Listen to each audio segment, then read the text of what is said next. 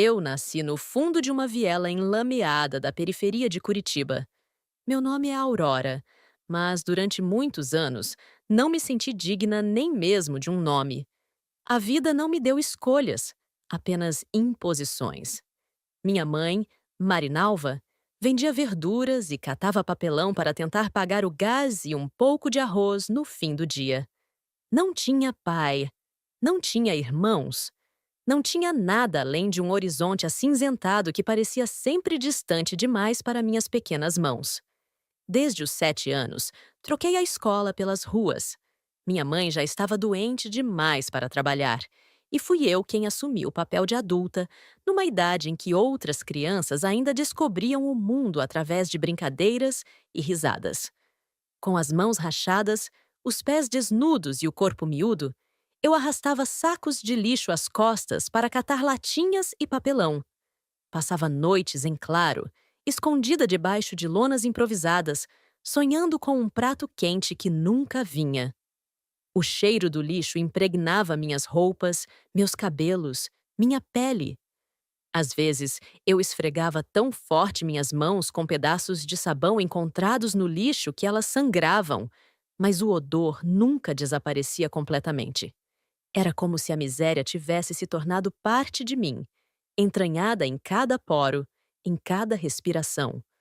Aos 9 anos, já conhecia todos os becos onde o lixo bom era jogado. Sabia quais restaurantes descartavam comida ainda aproveitável. Sabia quais ruas eram perigosas demais para uma menina pequena e quais ofereciam alguma segurança momentânea. Não sabia ler, não sabia escrever, mas conhecia melhor do que ninguém a geografia da fome e do desespero. Aos 13 anos, um padre da paróquia local me deu um caderno e uma caneta. Foi um gesto simples, mas que provocou em mim uma das dores mais profundas que já senti. Lembro-me de sentar no chão de terra da nossa pequena barraca, tentando formar as letras do meu próprio nome. Chorei de raiva ao ver que não sabia nem mesmo como segurar corretamente aquela caneta azul. Aquele caderno, com suas linhas perfeitamente traçadas, parecia zombar da minha ignorância. Foi naquele momento que entendi, pela primeira vez, o quanto o mundo havia me roubado. Aos 14 anos, numa madrugada de junho, em plena chuva torrencial que fustigava Curitiba, dormi abraçada a um cachorro morto. O animal havia sido atropelado horas antes e eu o encontrei ainda quente na beirada da rua. Não sei explicar por que o arrastei para perto de mim. Talvez fosse a solidão, talvez fosse o frio cortante que parecia atravessar minha pele fina e alcançar meus ossos. Naquela noite, tive uma alucinação de fome. Vi uma mesa posta com comida quebrando o silêncio da inanição. Cores, aromas, texturas. Tudo parecia tão real que meus dedos se esticaram no ar, tentando alcançar aquele banquete imaginário. Acordei rindo e chorando ao mesmo tempo, abraçada àquele animal sem vida, como se ambos compartilhássemos o mesmo destino. Minha mãe, já em fase terminal de um câncer no ovário que nunca pôde ser tratado adequadamente, pediu para tomar um banho. Seus olhos, sempre cansados, guardavam um brilho estranho naquele dia, como se ela soubesse que seria a última vez. Levei-a ao tanque comunitário, o único lugar onde podíamos nos lavar. Derramei água fria sobre seu corpo esquelético e, enquanto ensaboava seus ombros magros, vi os olhos dela se vidrarem. Marinalva morreu ali, nos meus braços, sem um suspiro, sem uma palavra de despedida. Como se a vida já tivesse saído dela há muito tempo e aquele momento fosse apenas uma formalidade. Com doações de vizinhos tão pobres quanto nós, enterrei minha mãe num caixão simples. O funeral durou menos de 30 minutos. Não havia flores, não havia padre. Apenas um grupo de pessoas magras e de olhares vazios que, em silêncio, pareciam agradecer por não ser sua vez ainda. E, dias depois, voltei às ruas para catar latinhas. A dor da perda era imensa, mas a fome era mais urgente. Não havia espaço para luto quando o estômago gritava por comida. Foi numa dessas noites, quando o inverno curitibano mostrava seus dentes mais afiados, que conheci Salvador Mendonça. Lembro-me perfeitamente daquela noite. O frio era tão intenso que eu já não sentia os dedos das mãos. Meus lábios estavam rachados e cada respiração parecia cortar meus pulmões como lâminas de gelo. Havia passado o dia todo sem comer nada, além de um pedaço de pão duro que uma senhora da padaria havia me dado por pena. Estava vasculhando o lixo em frente a uma mansão imponente no bairro Batel, o reduto dos ricos e poderosos de Curitiba. Os condomínios daquela área tinham lixeiras organizadas e às vezes era possível encontrar alimentos ainda embalados, descartados por pessoas que não conheciam o significado da palavra fome. Foi quando ele apareceu. Salvador surgiu como uma aparição no portão da mansão, vestindo um blazer impecável de cor escura que contrastava com a camisa clara abotoada até o pescoço. Exalava um perfume importado, algo caro e intenso, que chegou até mim antes mesmo que eu pudesse vê-lo completamente. Lembro-me de pensar que era assim que devia cheirar o dinheiro. Seus sapatos brilhavam mesmo naquela luz fraca da rua, e suas mãos eram macias, sem calos, mãos que nunca precisaram rasgar sacos de lixo em busca de sobrevivência. Ele me olhou fixamente por alguns segundos que pareceram uma eternidade. Havia algo em seus olhos, uma mistura de nojo e curiosidade, como quem observa um animal estranho e potencialmente perigoso. Depois, com uma voz grave e bem articulada, disse: "Não tem vergonha? Uma jovem como você, remexendo no lixo como um animal?" Aquelas palavras me atingiram como um tapa. Não era a primeira vez que alguém me questionava assim, mas havia algo diferente no tom dele. Não era apenas desprezo. Havia uma espécie de desafio, como se ele realmente esperasse uma resposta. Naquele momento, algo dentro de mim, talvez orgulho, talvez simplesmente cansaço de ser invisível, me fez reagir. Ergui meu rosto, sujo de poeira e suor, e encarei aqueles olhos que me julgavam do alto de seu privilégio. Vergonha é morrer sem ter tentado. Respondi com uma voz mais firme do que eu mesma esperava. O senhor não sabe o que é acordar todos os dias com a única certeza de que precisará lutar por mais um dia de vida. Ele pareceu momentaneamente desconcertado, como se não esperasse uma resposta articulada da garota suja que remexia seu lixo. Depois, seus lábios se curvaram num sorriso contido, quase surpreso.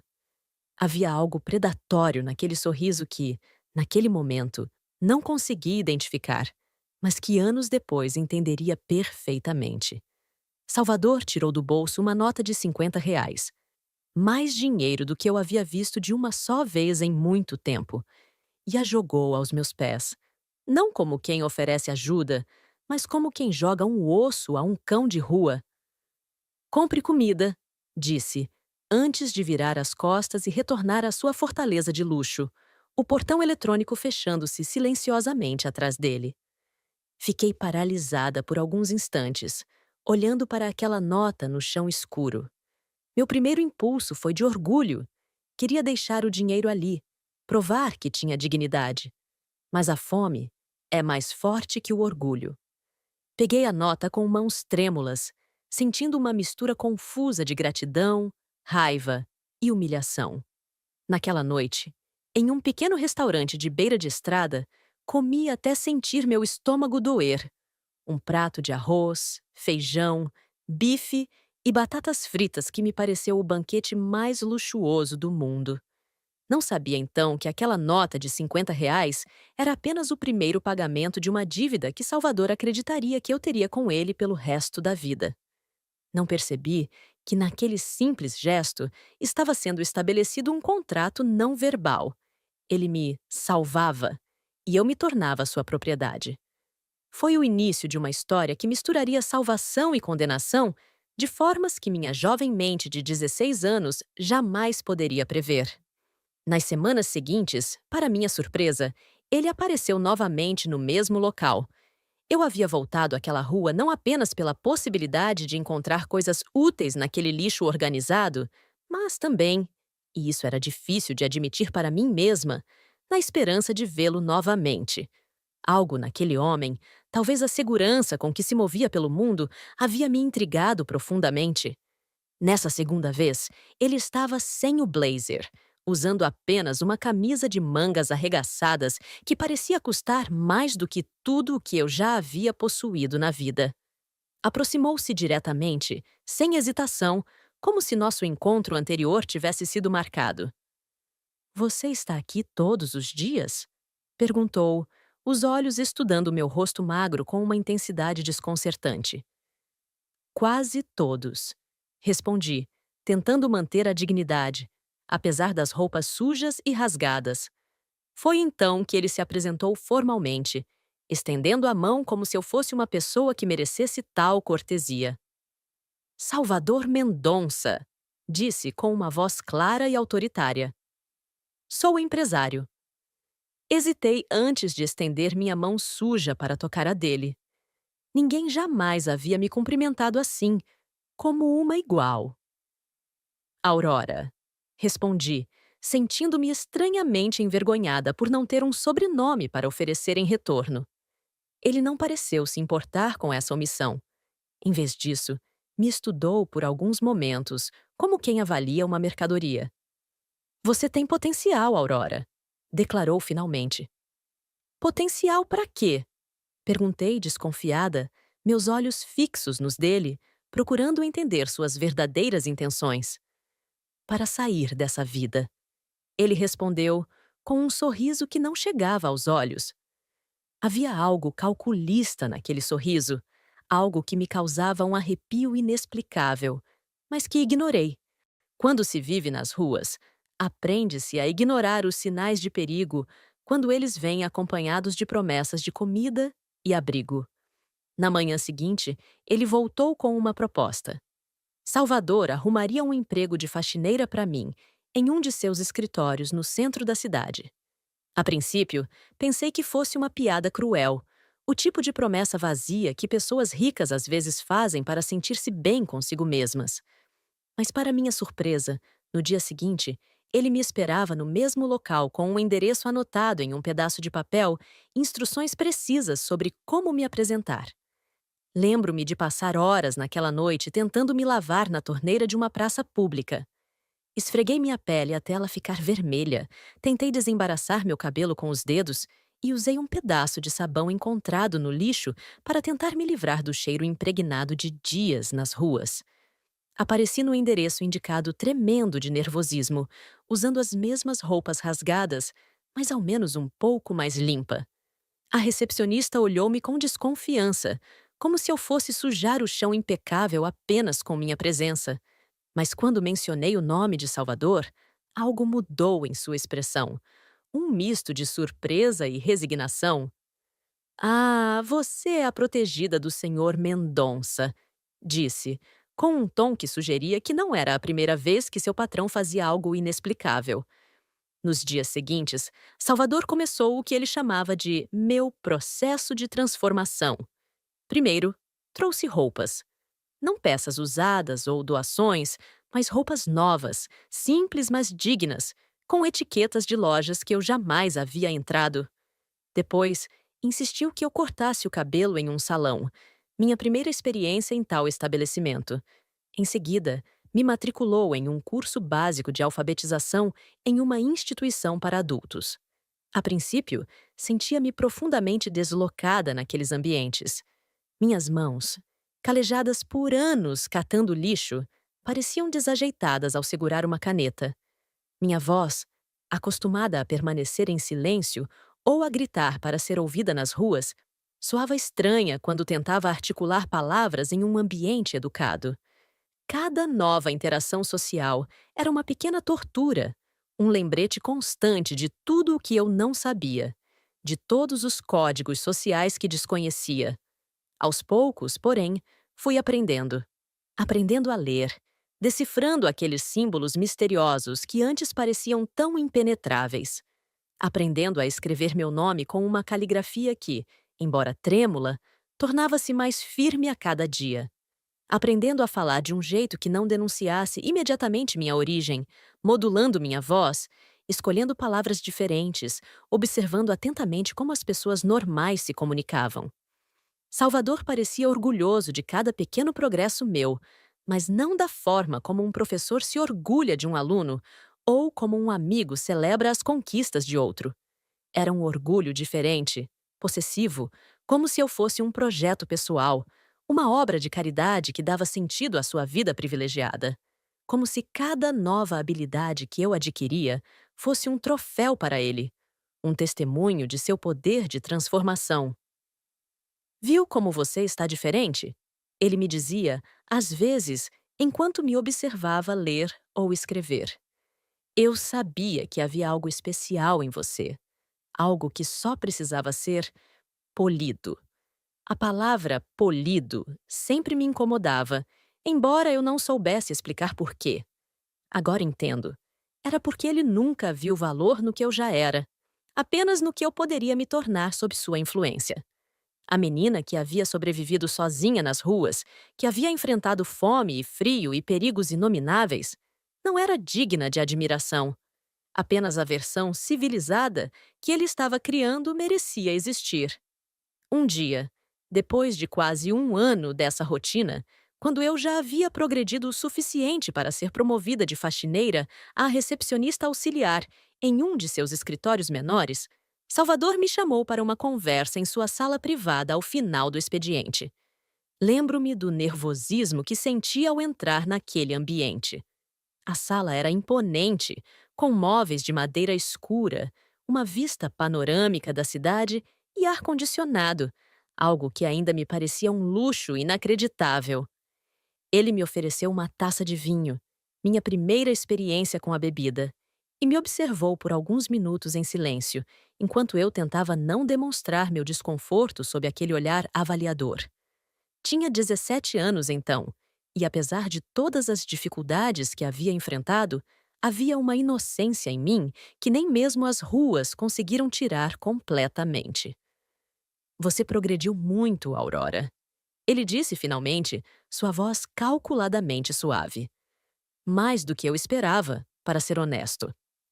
Obrigada, Sr. Mendonça. Respondi, ainda incapaz de chamá-lo apenas pelo primeiro nome, apesar de suas insistências. Mas há um limite para o quanto posso ajudá-la na sua posição atual, continuou ele, aproximando-se lentamente de onde eu estava sentada. Eu poderia fazer muito mais por você. Um apartamento próprio, quem sabe? Talvez até faculdade no futuro. Meu coração acelerou. Faculdade parecia um sonho tão distante que nem mesmo ousava imaginar. Um lar verdadeiro, não apenas um quarto alugado nos fundos de um prédio antigo, parecia igualmente inalcançável. Salvador parou ao meu lado, apoiando-se na mesa, sua perna tocando levemente meu joelho. Então, enquanto me observava limpar o que restava de poeira nas janelas de seu escritório, ele disse, com uma voz que tentava soar casual: Posso te ajudar mais, mas você tem que ser minha. Aquelas palavras ficaram suspensas no ar entre nós, pesadas, significativas. Um arrepio percorreu minha espinha, uma sensação de perigo misturada à consciência de estar diante de uma encruzilhada que mudaria minha vida para sempre. Eu sabia exatamente o que aquelas palavras significavam. Não era ingênua. Nas ruas, vi muitas meninas como eu sendo ajudadas por homens como ele. O tipo de ajuda que vinha com um preço muito específico. Olhei para minhas mãos, menos calejadas agora, mas ainda marcadas por anos de trabalho duro, e pensei em minhas opções. Poderia recusar, manter o pouco de dignidade que me restava. Provavelmente perderia o emprego, voltaria a lutar diariamente apenas para sobreviver. Ou poderia aceitar, negociar meu corpo e minha independência por segurança material. Estava cansada. Cansada de fome, de noites frias, de zombaria, de ser invisível para o mundo. Cansada de ter pesadelos sobre voltar às ruas, de acordar sobressaltada, temendo que tudo fosse apenas um sonho e que eu ainda estivesse naquela viela enlameada. Salvador não era atraente para mim. Era um homem de 40 e poucos anos, com entradas pronunciadas no cabelo grisalho e uma barriga que começava a se pronunciar sob as camisas caras. Não sentia nada por ele, além de uma gratidão confusa e receosa, misturada a um temor reverencial por seu poder sobre minha vida. Mas naquele momento, com o gosto amargo do vinho ainda na boca, ele me parecia a única ponte possível para uma vida diferente, para um futuro onde eu não precisasse ter medo constante do amanhã. Eu aceito, respondi finalmente, minha voz quase um sussurro. Ele sorriu, não com alegria ou afeto, mas com satisfação, como quem fecha um negócio particularmente vantajoso. Seus dedos tocaram meu rosto, traçando o contorno de minha bochecha de uma forma que pretendia ser carinhosa, mas que me causou um tremor involuntário. Você não vai se arrepender, disse, mas havia algo em seus olhos que sugeria exatamente o contrário. Naquela mesma noite, em um hotel caro no centro da cidade, entreguei-me ao homem que achava ter sido enviado por Deus como uma tábua de salvação. Deitada naquela cama de lençóis macios, mais confortável do que qualquer lugar onde já havia dormido, fechei os olhos e imaginei que estava em outro lugar, enquanto suas mãos percorriam meu corpo como se avaliassem uma mercadoria recém-adquirida. Cada toque, cada beijo, cada palavra sussurrada parecia selar um pacto do qual eu jamais poderia escapar. Mal sabia que estava entregando meu destino a um demônio disfarçado de anjo salvador, que aquela noite seria o início de uma prisão dourada onde, embora nunca mais precisasse passar fome ou frio, perderia algo muito mais valioso: minha liberdade, minha dignidade, minha própria identidade. Nos meses seguintes, minha vida se transformou. Salvador me tirou das ruas, me deu um teto, roupas, comida. Pagou por tratamentos dentários, médicos. Me ensinou a falar, a andar, a me comportar em situações sociais. Aos 18 anos, me apresentou à sociedade como sua namorada. Aos 20, nos casamos em uma cerimônia simples, apenas com a presença de alguns amigos dele. Eu não tinha ninguém para convidar. O casamento não trouxe felicidade, apenas uma segurança material que eu jamais havia conhecido. Salvador não me amava. Me usava como um troféu, uma prova viva de sua suposta bondade. Nas festas, me exibia como quem exibe um animal exótico domesticado. Vejam o que eu fiz. Transformei uma mendiga em uma dama, diziam seus olhos orgulhosos, enquanto sua mão apertava meu braço com força excessiva. Em casa, longe dos olhares admirados, Salvador mostrava sua verdadeira face. Me lembrava constantemente de onde havia me tirado, como se eu fosse uma eterna devedora que jamais poderia quitar sua dívida de gratidão. Lembra de onde eu te tirei? Você era um lixo, ele repetia, sempre que eu ousava discordar de algo ou demonstrar qualquer sinal de independência. E a sociedade, aquela mesma que aplaudia sua caridade nos eventos beneficentes, repetia o coro às minhas costas. Lá vai a derrotada. A favelada de luxo. A mendiga arrumada. Eu ouvia os sussurros, via os olhares, sentia o desprezo mal disfarçado em sorrisos educados. Nos primeiros anos, chorava escondida. Dormia em lágrimas, rolando no chão gelado do banheiro para não deixar que Salvador me ouvisse. Não queria dar a ele a satisfação de saber que havia quebrado meu espírito. E nas noites de chuva, quando o alto barulho da água nos telhados me lembrava dos tempos nas ruas, ainda orava. Deus, me dá um prato quente. Só um. Eu não quero mais dormir com ódio no estômago. Aprendi a sorrir mesmo quando estava despedaçada por dentro. Aprendi a agradecer pelo abuso disfarçado de cuidado. Aprendi a baixar os olhos quando queria gritar. Tornei-me uma atriz perfeita em meu próprio casamento, representando um papel que nunca escolhi, mas que parecia ser meu único caminho possível. Salvador comprou um apartamento de luxo para nós no centro de Curitiba. Um lugar elegante, com 3 quartos, vista panorâmica, móveis caros e uma decoração impessoal escolhida por um designer contratado. Esse é o nosso novo lar, ele disse, me entregando as chaves. Percebi que nunca mencionou que o lugar também era meu. E não era. As escrituras estavam apenas no nome dele, algo que descobri muito tempo depois. Mesmo assim, tratei aquele apartamento como se fosse realmente meu. Limpava cada centímetro com dedicação, cozinhava refeições elaboradas, tentava transformar aquele espaço frio em algo que pudesse chamar de lar. Era uma tentativa inútil de criar raízes, de pertencer a algum lugar depois de uma vida inteira de deslocamento. Então, sem aviso, Salvador trouxe sua mãe para morar conosco. Marta, uma mulher amarga, de 60 e poucos anos, olhar arrogante e língua ferina. O marido dela havia falecido e Salvador decidiu que ela deveria viver conosco. Não me consultou, não pediu minha opinião. Simplesmente chegou em casa um dia e disse: Minha mãe está se mudando para cá amanhã. Arrume o quarto de hóspedes. Marta me olhava como se eu fosse um cão sujo no tapete da sala. Desde o primeiro dia, deixou claro que me considerava inferior, indigna de seu filho. Suas palavras eram sempre afiadas, prontas para cortar qualquer tentativa minha de estabelecer algum tipo de relação cordial. Mulher sem filhos não serve para nada, ela dizia, sabendo que eu sofria por não conseguir engravidar após 2 abortos espontâneos. Esse apartamento não tem sua cara. Você deveria estar num barraco. Eu engolia em seco. Trincava os dentes até sentir dor nas mandíbulas. Não respondia. Havia aprendido que o silêncio era muitas vezes a única forma de sobrevivência possível. Mas cada palavra dela se acumulava dentro de mim, formando um poço de mágoa e ressentimento que crescia a cada dia. Salvador, que sempre fora frio comigo, tornou-se ainda mais distante com a presença da mãe. Era como se Marta tivesse dado a ele permissão para mostrar abertamente o que sempre sentira: desdém.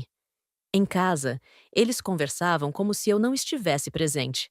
Faziam planos, discutiam negócios, compartilhavam piadas particulares. Eu era apenas uma sombra silenciosa, servindo café, preparando refeições, limpando a sujeira que deixavam para trás. Aos 28 anos, depois de 8 anos de casamento, percebi que meu marido não me tocava há meses. No início, senti alívio. Suas demonstrações de afeto sempre foram mecânicas, desprovidas de qualquer ternura real. Mas logo entendi que seu desinteresse tinha um nome: Regina. Regina entrou em nossas vidas como uma amiga de Salvador. Jovem, falsa, bonita e indecente.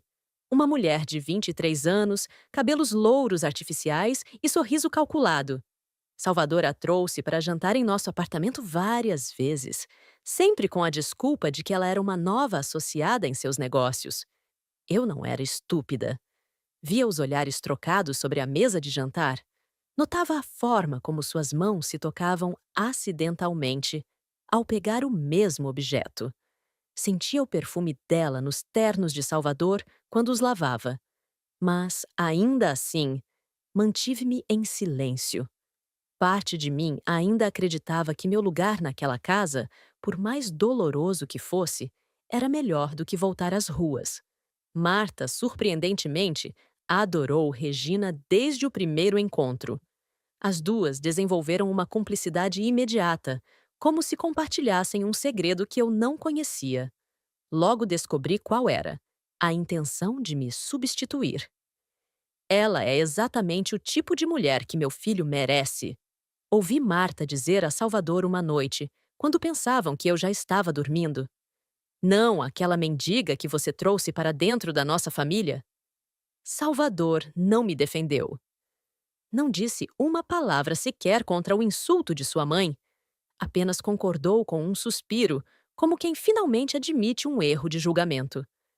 As visitas de Regina se tornaram mais frequentes. Agora, ela vinha mesmo quando Salvador não estava em casa, para fazer companhia a Marta. As duas passavam horas conversando na sala, sempre silenciando quando eu me aproximava. Marta se referia abertamente à amante como a nora certa. sem se importar com minha presença. Um dia, encontrei roupas de Regina no quarto de hóspedes. Não no quarto onde Marta dormia, mas no terceiro quarto, que mantínhamos para eventuais visitas. Cuecas de Salvador estavam misturadas a essas roupas, tudo às claras, sem qualquer tentativa de esconder. Confrontei Salvador naquela noite. Pela primeira vez em anos, permiti que minha voz se elevasse, que minha raiva transbordasse. Como você pode fazer isso comigo? Na nossa casa? Perguntei, trêmula de indignação. Ele me olhou com uma frieza que jamais esquecerei. Esta casa é minha. Você está aqui porque eu permito. Não se esqueça disso. Marta apareceu na porta do quarto, atraída por nossa discussão. Seu rosto mostrava um prazer quase obsceno ao me ver naquela situação. Regina tem mais direito a estar aqui do que você, ela disse com um sorriso maldoso. Ela pelo menos nasceu no mesmo mundo que nós. Não foi tirada de uma lata de lixo por caridade. Naquela noite, dormi no sofá da sala. Ouvi gemidos vindos do nosso quarto, risos abafados, palavras sussurradas. Era como se eles quisessem ter certeza de que eu ouviria, que entenderia completamente o quanto era descartável. Na manhã seguinte, Salvador me informou que eu deveria procurar outro lugar para ficar por um tempo. Disse que precisávamos de espaço para resolver nossos problemas conjugais. Ofereceu-me dinheiro suficiente para alugar um pequeno apartamento por alguns meses. Era sua forma de se livrar de mim sem alarde, sem escândalo. Recusei-me a sair. Aquele apartamento era tanto meu quanto dele. Eu havia dedicado anos da minha vida àquele casamento, àquela família que nunca me aceitou verdadeiramente. Não iria embora como uma criminosa. Você vai se arrepender, ele ameaçou, antes de sair para o trabalho. Uma semana depois, numa tarde de terça-feira, voltei do meu trabalho como assistente administrativa em uma pequena empresa, o único emprego que consegui por conta própria, sem a influência de Salvador, e encontrei a porta trancada. As fechaduras haviam sido trocadas. Tentei usar minhas chaves, mas elas já não serviam. No balcão da portaria, um envelope me esperava. Dentro dele, uma sacola com algumas das minhas roupas, jogadas de qualquer jeito, amassadas como se fossem lixo, e um bilhete escrito com a caligrafia elegante de Marta. Se quiser pisar aqui, obedeça como uma cachorrinha. Junto ao bilhete, havia uma lista de regras absurdas. Eu só poderia entrar pela porta dos fundos, deveria dormir no quarto de serviço. Não poderia usar a sala ou a cozinha quando eles estivessem em casa. Deveria manter-me calada na presença de visitas. Não poderia tocar em nada que não fosse explicitamente meu. Fiquei parada no saguão do prédio, segurando aquela sacola, sentindo o mundo girar ao meu redor. O porteiro me olhava com uma mistura de pena e constrangimento. Ele sabia o que estava acontecendo. Provavelmente todo o prédio sabia. A senhora está bem? Ele perguntou hesitante. Não respondi. Não conseguia falar. A humilhação era tão intensa que parecia sufocar-me. Peguei a sacola com minhas poucas roupas e saí. Olhei para o prédio de luxo que ajudara a transformar em lar durante anos e senti um ódio tão profundo que me assustou. Sem ter para onde ir, passei as primeiras noites em um hotel barato perto da rodoviária. O quarto cheirava a mofo e cigarros, mas era limpo e seguro. Usei o dinheiro que tinha economizado em segredo durante os anos de casamento. Não era muito, mas o suficiente para me dar algum tempo para pensar. Depois de uma semana, encontrei um lugar para ficar. Os fundos de uma oficina mecânica que pertencia ao pai de uma colega de trabalho. Era um pequeno cômodo com um banheiro improvisado, onde o chão cheirava perpetuamente a gasolina queimada e o barulho das ferramentas começava às 7 da manhã. Mas era um abrigo. Era seguro. Era meu. Naquele espaço minúsculo, deitada em uma cama emprestada, olhando para o teto de zinco que pingava quando chovia, fiz um voto solene, falando em voz alta para que o universo ouvisse. Vocês vão pagar, um por um. E quando caírem, não vão saber quem derrubou. A vingança não foi imediata nem impulsiva, como muitos poderiam imaginar. Não foi um ato de raiva momentânea ou desespero. Foi um processo calculado, meticuloso, paciente, quase uma obra de arte em sua precisão. A menina que havia sobrevivido nas ruas tinha aprendido lições valiosas que agora serviriam a um propósito diferente. Durante anos, aprendi a ser invisível, a me mover pelos espaços sem ser notada, a observar sem ser observada. Aprendi a ler pessoas, a identificar seus medos, suas fraquezas, seus pontos cegos. Nas ruas, essas habilidades me mantiveram viva. Agora, usaria essas mesmas habilidades a meu favor, transformando-as em armas silenciosas contra aqueles que haviam tentado me destruir. Minha primeira tarefa foi estudar o território. Durante as semanas seguintes à minha expulsão, rondei o prédio como uma sombra, mantendo-me sempre nas periferias da visão, nos cantos escuros, nos pontos cegos das câmeras de segurança. Sentava-me em um café do outro lado da rua, com um livro aberto que raramente virava as páginas, e observava. Anotava mentalmente cada detalhe, construindo um mapa completo daquele pequeno universo que havia sido meu lar e agora se tornara meu campo de batalha. Aprendi as rotinas dos seguranças, seus horários de troca de turno, seus momentos de distração, os minutos exatos em que faziam suas rondas pelo estacionamento.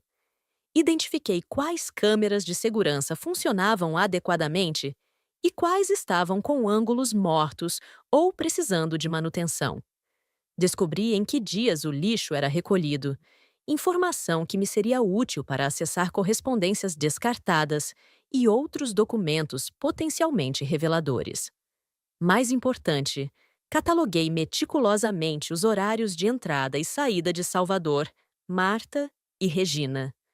Sabia quando Salvador ia ao clube aos sábados, quando Marta frequentava sua sessão semanal de cabeleireiro, quando Regina fazia suas compras extravagantes no shopping da Zona Norte.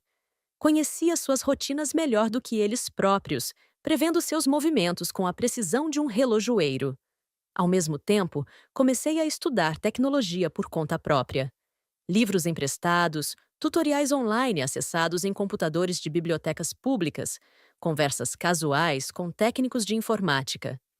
Aprendi o básico sobre sistemas de segurança residencial, sobre redes elétricas, sobre os princípios fundamentais dos dispositivos que controlavam o conforto e a segurança daquele apartamento de luxo.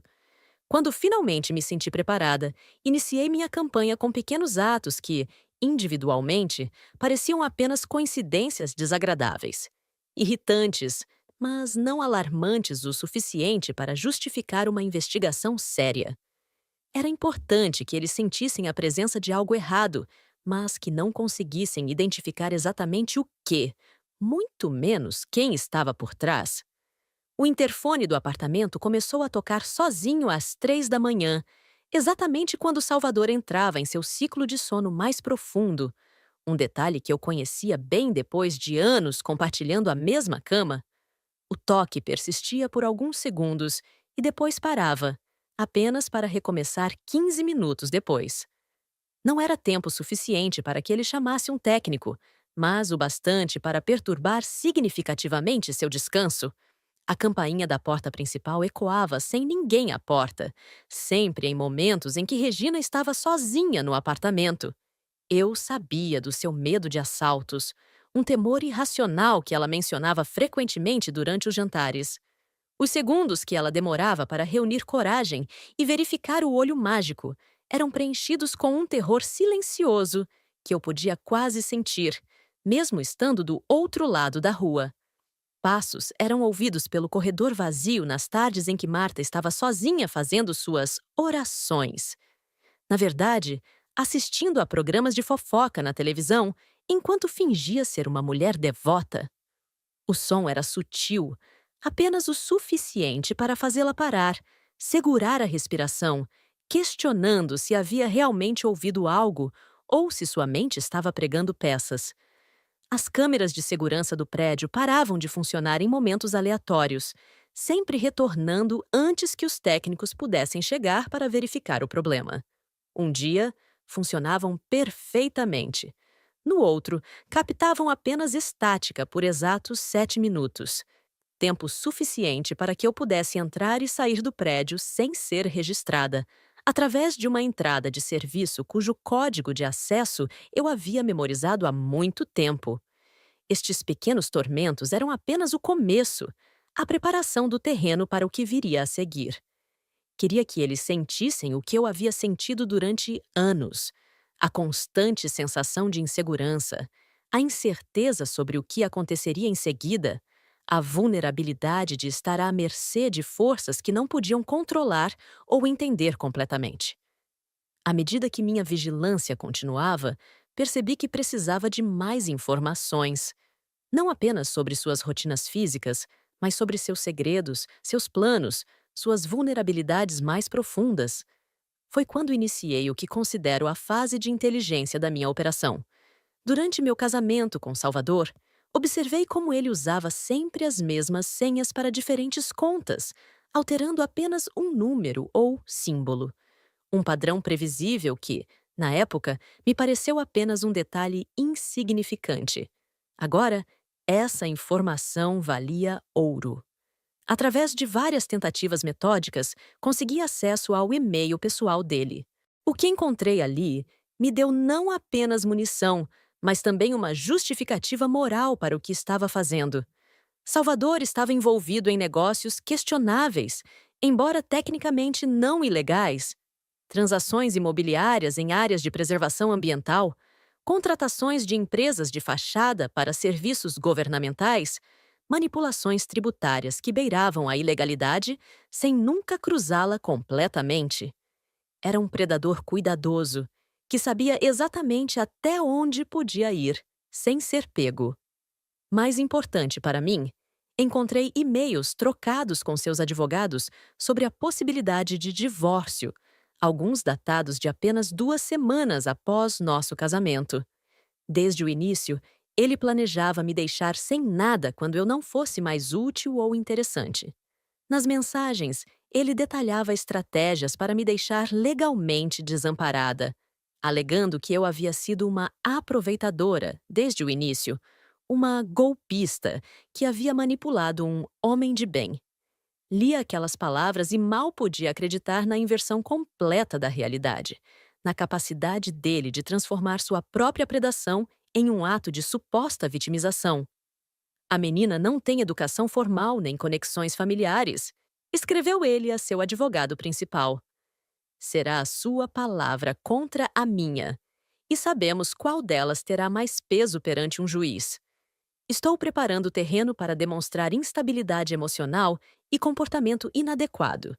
Quando for o momento certo, ela não terá como contestar. Meu estômago revirava ao ler essas palavras, mas ao mesmo tempo sentia uma estranha sensação de libertação. Todo o sentimento de gratidão confusa que ainda mantinha por ele, o homem que me salvou das ruas, evaporou-se completamente. Agora via com clareza. Nunca houve salvação alguma, apenas uma forma diferente de exploração. Minhas investigações não pararam em Salvador. Regina, descobri, não era apenas mais uma amante casual. Era uma predadora tão meticulosa quanto ele, apenas usando estratégias diferentes.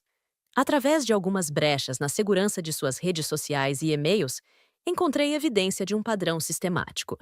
Ela seduzia homens ricos, preferencialmente casados e de meia idade, criava dependência emocional e então explorava essa conexão para ganhos materiais. Regina mantinha perfis em sites de relacionamentos voltados especificamente para mulheres que buscavam patrocinadores, um eufemismo para homens ricos dispostos a bancar um estilo de vida luxuoso em troca de companhia e outros serviços. Em suas conversas privadas com amigas, via capturas de tela que obtive ao hackear seu telefone, ela se referia a Salvador como o velho otário e detalhava planos para eventualmente ficar com parte significativa de sua fortuna. Ele já está falando em me colocar como beneficiária de um seguro de vida, escreveu ela para uma amiga 3 meses após começar o relacionamento com Salvador. Disse que estou mudando sua vida, trazendo alegria que ele nunca sentiu antes. Homens dessa idade são tão previsíveis. Um pouco de atenção, sexo regular e elogios constantes, e eles entregam tudo de bandeja. Em outra mensagem, a esposa dele é patética. Uma ex-mendiga que ele tirou da rua como projeto de caridade. Ele já está cansado dela há anos. Só precisava de um empurrãozinho para tomar coragem. A sogra é uma velha amarga que odeia a nora, então foi fácil trazê-la para o meu lado. Em 6 meses, consigo convencê-lo a se divorciar e em um ano, nos casamos. Depois, é só esperar e colher os frutos. Cada palavra daquelas mensagens alimentava minha determinação. Não era apenas sobre vingança pessoal agora. Sentia quase um dever moral de impedir que aquelas pessoas continuassem prejudicando outros com suas manipulações e desonestidade. Marta, a matriarca daquela família disfuncional, revelou-se igualmente sórdida quando investiguei seu passado. Longe de ser a mulher respeitável e religiosa que fingia ser, encontrei registros de processos antigos por fraude e estelionato que haviam sido arquivados graças à influência do falecido marido. Em um caso particularmente revelador, ela havia manipulado uma idosa com demência inicial para transferir propriedades valiosas para seu nome, alegando ser uma sobrinha distante que cuidaria dela até o fim da vida. A idosa acabou em um asilo público enquanto Marta vendia as propriedades e embolsava o dinheiro. A velhota nem vai lembrar o que assinou amanhã, dizia ela em uma carta manuscrita enviada ao marido, que eu encontrei digitalizada em um processo arquivado. Quando os outros sobrinhos descobrirem, já teremos vendido tudo e o dinheiro estará seguro em nossas contas offshore. O caso havia sido eventualmente arquivado por falta de provas conclusivas, após intervenção de advogados caros contratados pelo marido de Marta. A justiça falhou com aquela idosa, assim como havia falhado com tantas outras vítimas daquela família. Mas não falharia comigo. Armada com essas informações meticulosamente coletadas, comecei a segunda fase do meu plano. Percebi que havia uma estratégia muito mais eficaz do que apenas assustá-los com pequenos incômodos. Poderia destruir a confiança entre eles usando seus próprios segredos e mentiras para virar um contra o outro. Como diz o velho provérbio, uma casa dividida contra si mesma não subsistirá. Cada um deles mantinha fachadas cuidadosamente construídas para os outros. Salvador se apresentava a Regina como um homem de negócios íntegro, apenas infeliz em seu casamento com uma mulher ingrata. Para Marta, ele era o filho devotado que cuidava dela em sua velhice. Regina se mostrava a Salvador como uma mulher apaixonada que o valorizava por quem ele era, não pelo que tinha. Para Marta, era a nora perfeita que a respeitava e admirava sua sabedoria. Marta, por sua vez, fingia ser uma senhora idosa tradicional e religiosa, preocupada apenas com a felicidade do filho. Essas mentiras eram a cola que mantinha sua aliança contra mim. Se eu conseguisse dissolver essa cola, eles desmoronariam por conta própria, sem que eu precisasse sequer sujar minhas mãos. A estratégia perfeita seria fazê-los duvidar uns dos outros até que se destruíssem mutuamente. Criei um e-mail anônimo e enviei a Regina cópias das mensagens onde Salvador discutia com seus advogados a possibilidade de colocar todos os seus bens em nome de sua mãe para protegê-los em caso de um eventual casamento com a amante. Regina ficou furiosa. Eles tiveram uma briga terrível, que pude ouvir claramente enquanto me escondia na escada de incêndio próxima ao apartamento. Para Marta, enviei cópias das conversas de Regina com suas amigas, onde ela zombava da velha bruxa e planejava como se livrar dela assim que conseguisse se casar com Salvador. O ódio entre as duas mulheres, antes aliadas, cresceu como um incêndio descontrolado. Para Salvador, enviei documentos que provavam que sua mãe estava desviando dinheiro de suas contas há anos, aproveitando-se do acesso privilegiado que ele havia lhe concedido.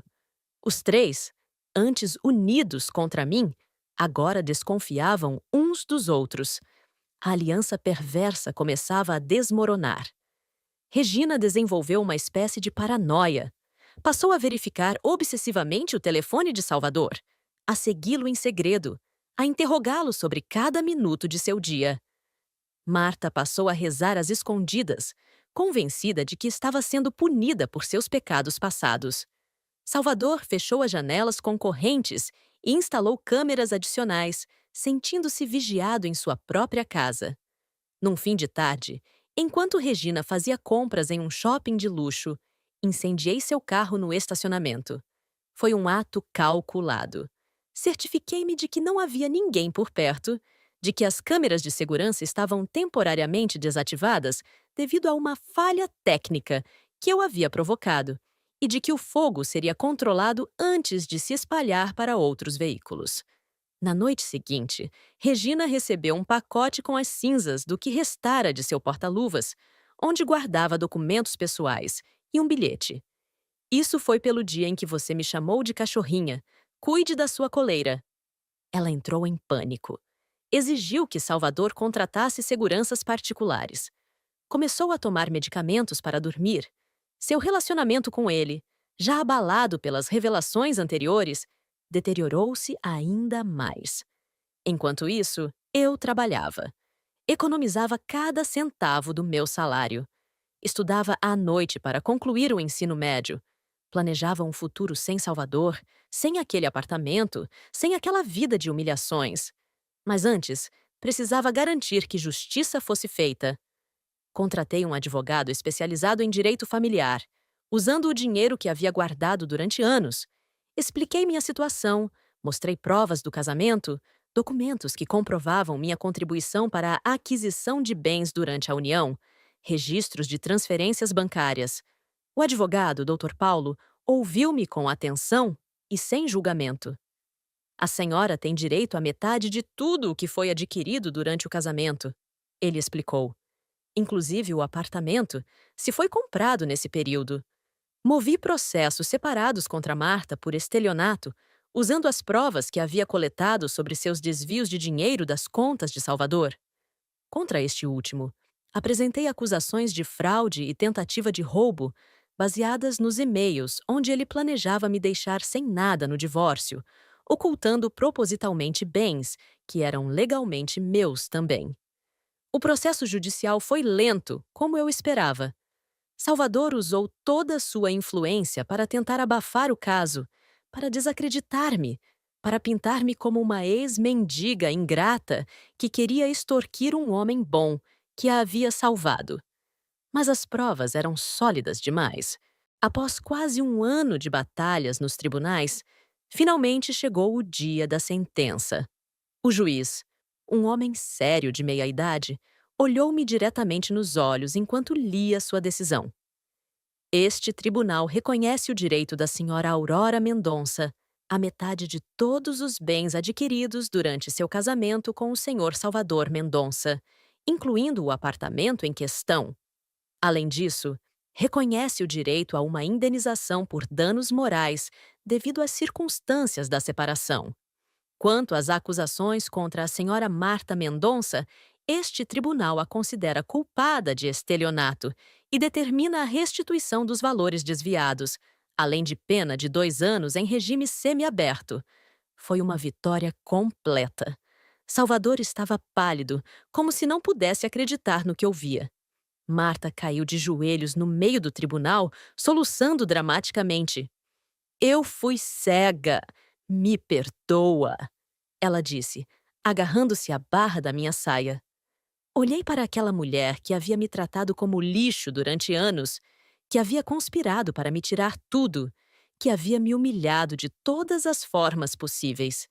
E respondi, com uma calma que surpreendeu até a mim mesma. Você me tratou pior que um cão. Agora aprenda a viver na rua como eles. E dei as costas, saindo do tribunal com a cabeça erguida, sentindo-me leve pela primeira vez em muitos anos. Naquela mesma noite, Salvador invadiu o apartamento, que agora era metade meu por decisão judicial.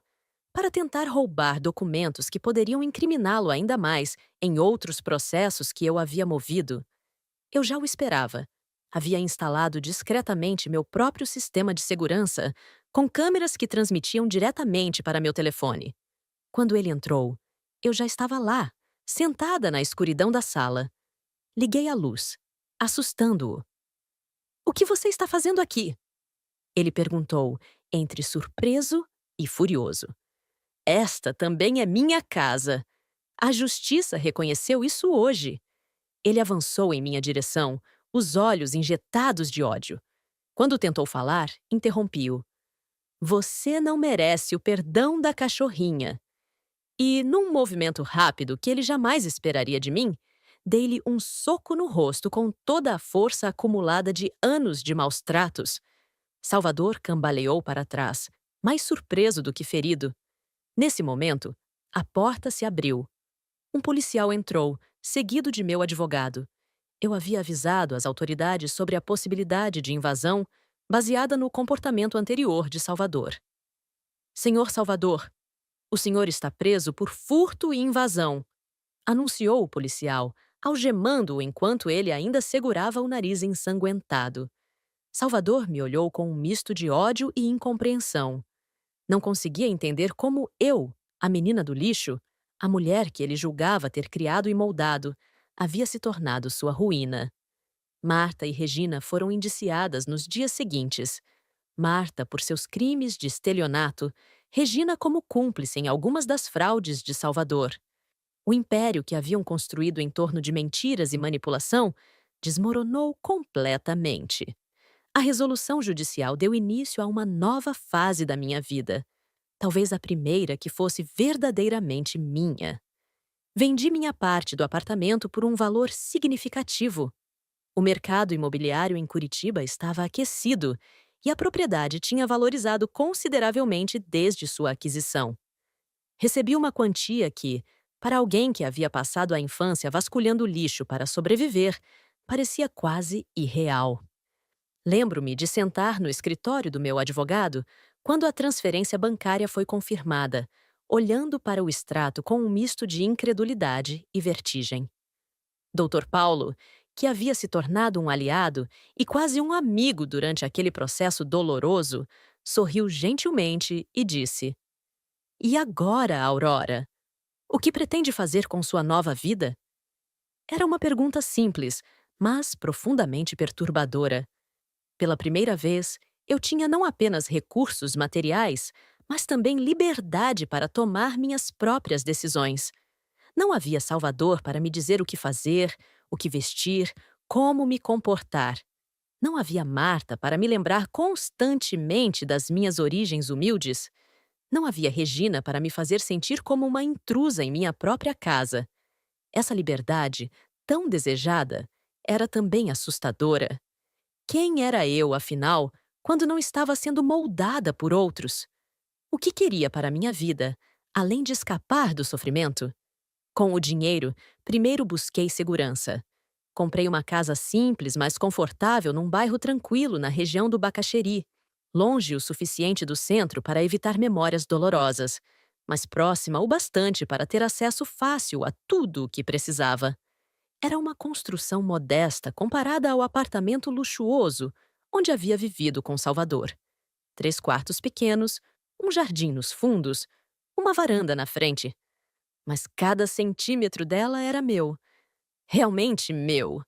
Passei semanas decorando-a pessoalmente, escolhendo cada móvel, cada cor de parede, cada detalhe. Não contratei decoradores ou designers de interiores. Queria que cada escolha refletisse meus próprios gostos, mesmo que ainda estivesse descobrindo quais eram. Optei por cores claras, móveis confortáveis sem ostentação, muitas plantas e livros. Criei um lar que respirava tranquilidade e acolhimento, o oposto daquela prisão dourada onde tudo era para impressionar visitantes, não para confortar moradores. Com a segurança material garantida, investi o restante do dinheiro. Não em ações arriscadas ou empreendimentos duvidosos como Salvador faria, mas em aplicações conservadoras que me garantiriam uma renda modesta, mas constante pelos próximos anos. Não queria riqueza, apenas a certeza de que nunca mais precisaria depender de ninguém para sobreviver. E então, tomei a decisão que mudaria completamente o curso da minha vida. Voltei a estudar. Primeiro, concluí o ensino médio através de um programa de educação para jovens e adultos.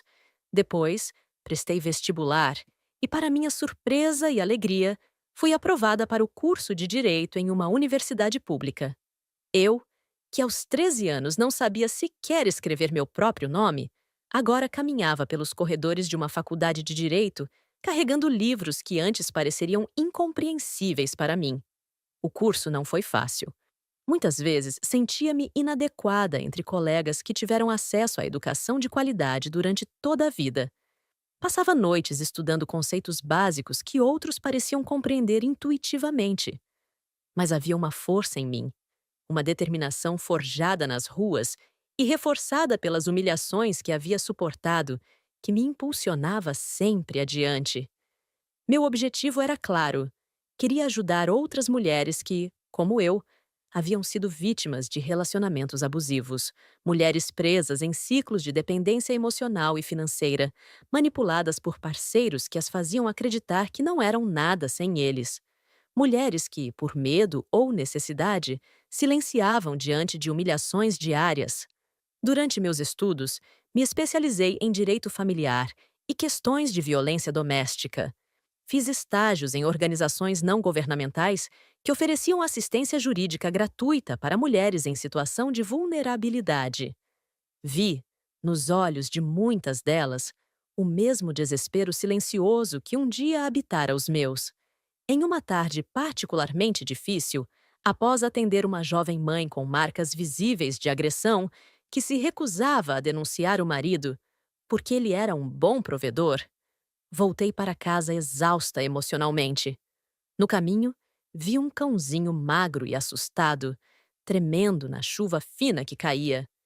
Era um vira-lata de pelo escuro e olhos grandes e expressivos, tão claramente abandonado e sozinho no mundo que imediatamente me identifiquei com ele. Sem pensar duas vezes, parei o carro e o recolhi. Ele se encolheu quando tentei tocá-lo pela primeira vez, como se esperasse um golpe ao invés de carinho, outra semelhança dolorosa comigo mesma. Com paciência e gentileza, consegui ganhá-lo, embrulhá-lo em meu casaco e levá-lo para casa. Nos dias seguintes, cuidei dele como gostaria que alguém tivesse cuidado de mim quando eu era apenas uma menina assustada nas ruas. Dei-lhe banho, comida nutritiva, um lugar quente para dormir. Levei-o ao veterinário. Tratei suas feridas e parasitas. Aos poucos, ele foi ganhando peso, seu pelo ganhou brilho e seus olhos perderam aquele olhar de pânico constante. Chamei-o de Justiça. Um nome que poderia parecer estranho para alguns, mas que para mim fazia perfeito sentido. Era um lembrete constante, uma presença física diária que me recordava de que, por mais longo e tortuoso que seja o caminho, a verdade sempre encontra uma forma de vir à tona e a justiça, embora lenta, eventualmente se manifesta para aqueles que têm a paciência e a coragem de lutar por ela. Em uma tarde de sol, quase 2 anos depois do fim daquele pesadelo que foi meu casamento, estava sentada na varanda da minha casa, tomando café com Justiça ao meu lado. Ele já não era mais aquele cãozinho assustado. Havia se tornado um animal confiante, amoroso, leal. Muito parecido com o que eu mesma havia me tornado. Observávamos juntos o movimento tranquilo da rua, as crianças voltando da escola, os vizinhos regando seus jardins, a vida normal e pacífica que transcorria ao nosso redor. Uma vizinha, que conhecia fragmentos da minha história, aproximou-se do portão e perguntou hesitante: "Você fez tudo isso mesmo? Enfrentou todo mundo sozinha?" Sorri de lado, acariciando a cabeça de Justiça, e respondi: "Sabe o que é pior que a vingança? O silêncio de quem vence. Às vezes, ainda sonho com aquela menina que dormia abraçada com um cachorro morto numa noite de chuva. Acordo assustada, suando, com o coração disparado. Mas então olho ao redor, para a casa que construí, para os livros que agora posso ler, para o diploma na parede, para o cão que dorme tranquilo aos pés da minha cama, e me lembro: aquela menina nunca mais precisará passar fome, nunca mais precisará dormir no frio, nunca mais precisará abaixar a cabeça diante de ninguém, porque eu, Aurora, filha de Marinalva, nascida no fundo de uma viela enlameada, aprendi a lição mais importante de todas. Nossa história não é definida por aqueles que tentam nos destruir, mas pela força que encontramos para reconstruir a nós mesmos a partir das ruínas. Salvador, Marta e Regina perderam tudo: dinheiro, reputação, liberdade. Eu perdi o medo. E no final, foi essa a maior vitória. Hoje, quando olho para trás, não sinto ódio. Sinto apenas a certeza tranquila de que a justiça, por mais lenta que seja, sempre chega para aqueles que têm paciência para esperá-la. E enquanto esperam, aprendem a lutar. Nas noites de chuva, já não rezo por um prato quente. Agradeço pelo caminho percorrido, pelas cicatrizes que me tornaram mais forte, pela fome que me ensinou a valorizar cada migalha de dignidade. E sorrio, sabendo que minha mãe, de onde quer que esteja, finalmente pode descansar em paz, vendo que sua filha não apenas sobreviveu, ela triunfou. Às vezes, recebo notícias deles. Salvador cumpre pena por fraude. Marta perdeu tudo e vive com uma irmã que mal a suporta. Regina desapareceu, provavelmente em busca de outro velho otário para sustentar seus luxos. São apenas ecos distantes de um passado que já não me define. O que me define agora são minhas próprias escolhas. O apartamento que me foi negado já não importa. Construí algo muito mais valioso. Uma vida em que não preciso me curvar, não preciso agradecer por migalhas de afeto, não preciso fingir ser menos do que sou. Às vezes, quando atendo clientes em meu pequeno escritório de advocacia especializado em direitos das mulheres, vejo nos olhos delas o mesmo desespero que um dia habitou os meus. Ouço suas histórias de abuso, de humilhação, de portas fechadas e sonhos destruídos. E digo a elas, com a autoridade de quem viveu cada palavra: sua história não termina aqui. Você não é definida pelo que fizeram com você, mas pelo que você escolhe fazer a partir de agora. E quando elas me perguntam se há esperança, mostro a foto da menina magra e suja que um dia fui, ao lado da mulher que me tornei. A resposta está ali, no contraste entre o antes e o depois, na distância percorrida entre a viela enlameada e a sala de audiências onde agora defendo os direitos de outras como eu. Salvador achava que me possuía, que eu era sua criação, sua propriedade. Nunca entendeu que algumas coisas não podem ser possuídas: a dignidade, a resiliência, a capacidade de renascer das cinzas. Essas são as qualidades que ninguém pode nos tirar, por mais que tentem. Marta pensava que podia me apagar, me substituir como se eu fosse um objeto defeituoso. Nunca entendeu que algumas pessoas não podem ser apagadas. Aquelas que aprenderam, nas sombras da invisibilidade, a observar, a aguardar, a planejar sua própria redenção. Regina acreditava que poderia ocupar meu lugar sem consequências. Nunca entendeu que alguns lugares não podem ser simplesmente ocupados. Aqueles conquistados com dor, com resistência, com a persistência silenciosa de quem não tem outra escolha senão seguir em frente. Hoje, quando me olho no espelho, não vejo mais a menina assustada que fui, nem a esposa submissa que me tornei por necessidade. Vejo uma sobrevivente, uma guerreira, uma mulher que aprendeu que o verdadeiro poder não está em possuir outros, mas em possuir a si mesma completamente. E se um dia Salvador, Marta ou Regina cruzarem meu caminho novamente, não desviarei o olhar. Não abaixarei a cabeça. Olharei diretamente em seus olhos e sorrirei, sabendo que a melhor vingança não foi o que tirei deles, mas o que construí para mim mesma a partir das migalhas que me deixaram. Porque no final, a cachorrinha não apenas aprendeu a morder, ela aprendeu a ser livre.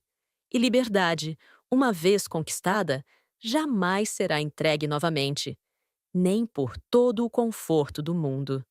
O sol se põe no horizonte de Curitiba. Estou sentada na varanda da minha casa, com um livro no colo e justiça deitado aos meus pés. Uma brisa suave agita as folhas das árvores que plantei no jardim. Dentro de casa, o aroma de um ensopado lentamente cozido preenche o ar. Este é o meu lar. Não porque alguém me permitiu estar aqui, mas porque eu mesma construí cada centímetro dele com minha determinação, minha coragem, minha recusa em desistir. Hoje, aos 34 anos, olho para trás e vejo não apenas a dor, mas também o caminho.